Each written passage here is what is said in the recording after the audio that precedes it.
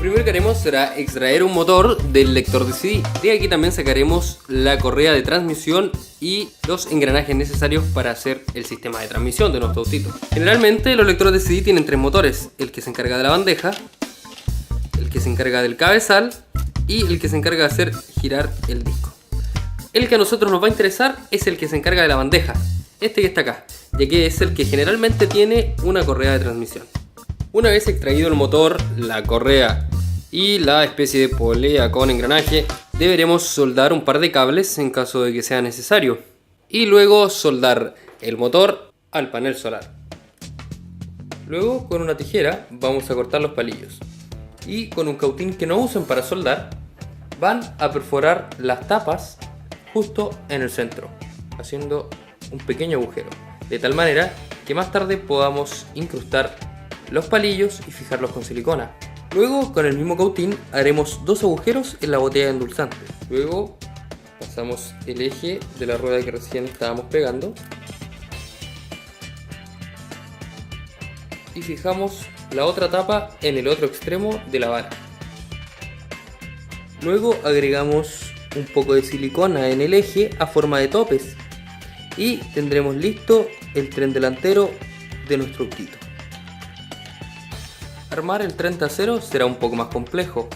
Fijaremos una tapa a uno de los palillos, pero luego deberemos fijar esta especie de polea en la cual irá nuestra pequeña correa de transmisión. Así que primero haremos los agujeros en la botella de endulzante. Pasaremos un eje y luego acá entre medio debe ir esta especie de polea y la correa de transmisión. Para lograr introducirlas deberemos abrir una abertura, así que abriremos esta parte de acá cuadrada de la base de la botella de endulzante. Para esto también usaré el cautín, como si se tratase de una verdadera fresadora.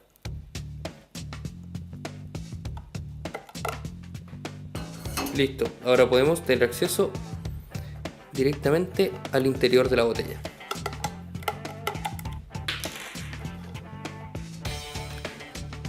Antes de que el eje cruce el otro agujero, ponemos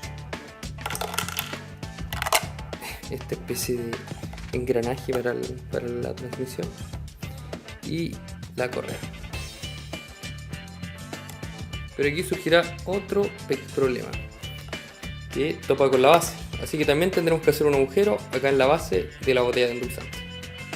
En fin, luego de que hagan todos los agujeros y todo pueda girar libremente, tienen que fijar esta especie de polea al eje, y esto no es algo trivial, ya que tiene que quedar bastante cerca de uno de los bordes del endulzante y a la vez bastante centrada y perpendicular al eje para que pueda girar bien y transmitir correctamente la energía desde el motor al tren trasero.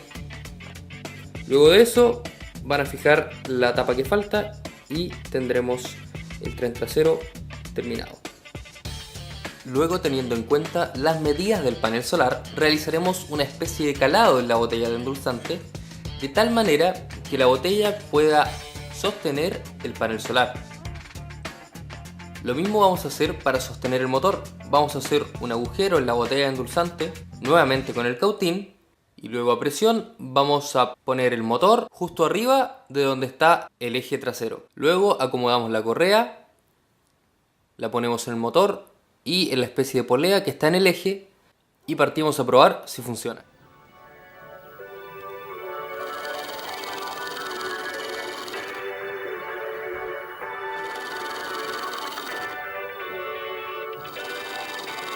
Efectivamente, el panel expuesto al sol transmite su energía al motor y el motor transmite el giro al eje trasero de nuestro autito.